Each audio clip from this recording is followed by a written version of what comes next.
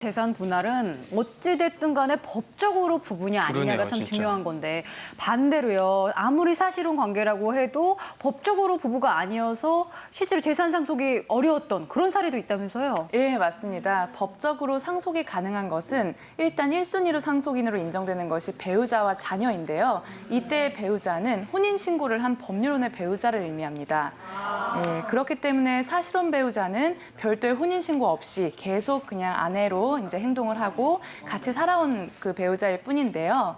이런 경우에는 사실 법적으로 상속권을 주장할 수가 없습니다. 예, 다만 이제 아무도 상속인이 없어요. 이런 경우에는 원래는 이 상속 재산이 국고로 귀속이 되게 되는데 이때 특별 연고자의 재산 분여라고 해가지고 이 본인에게 전부나 일부를 나눠줄 것을 청구할 수가 있습니다. 그런데 사실혼 배우자라고 해서 이제 그 어떠한 재산도 받을 수 없냐? 이건 아니고 상속이 안 되는 것이지 유언을 통해서 유증을 받을 수도 있고요. 그리고 공무원 연금법에 따라서는 유족 급여나 보상금을 받을 수는 있습니다. 네. 자, 그럼 이렇게 상속과 관련해서 우리 시청자 여러분들은 또 어떤 궁금증들을 갖고 계신지 저희가 사전에 사연을 좀 받아봤거든요. 첫 번째 사연은 바로 이겁니다. 한번 보시죠.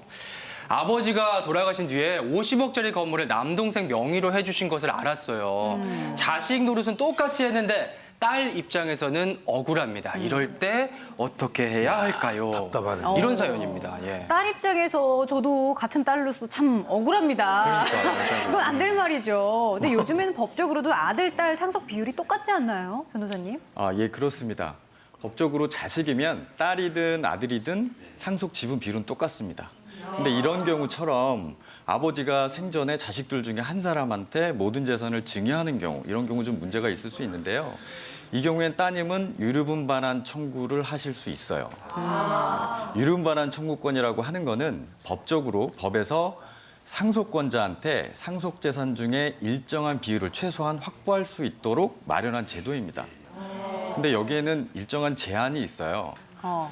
상속권자, 그러니까 따님이 상속받은 재산이 따님이 법적으로 받으실 수 있는 상속 재산분의 2분의 1이 미치지 못하는 경우에 그 부족분에 한해서 이 경우에 증여를 받은 아들한테, 오빠한테 청구하실 수 있어요.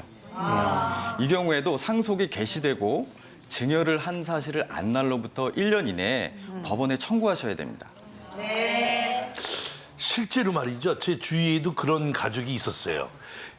이 가족끼리 재산 싸움이 벌어져가지고 네. 법정에 쓰게끔 된 거예요. 근데 그 중에 한 사람은 법정에 쓰는 게 두려운 거예요. 왜? 의의가 깨지고 그럴까 봐. 그렇지. 그게 두려워서 하질 못하고 있었던 거죠. 맞아요. 근데 그렇지 않고 좀 다른 방법이 또 좋은 방법이 없을까요? 반드시 일어날 수밖에 없는 소송을 피하는 방법을 쓰면 되는 거죠. 그렇죠. 일단 앞서서 설명한 유류분권이라고 하는 것은 법이 보장하고 있기 때문에 반드시 지급해야 됩니다. 그래서 50억을 남겨놓고 돌아가셨는데 남매가 있었다라고 하면 원래는 25억씩 상속을 받았어야 됩니다.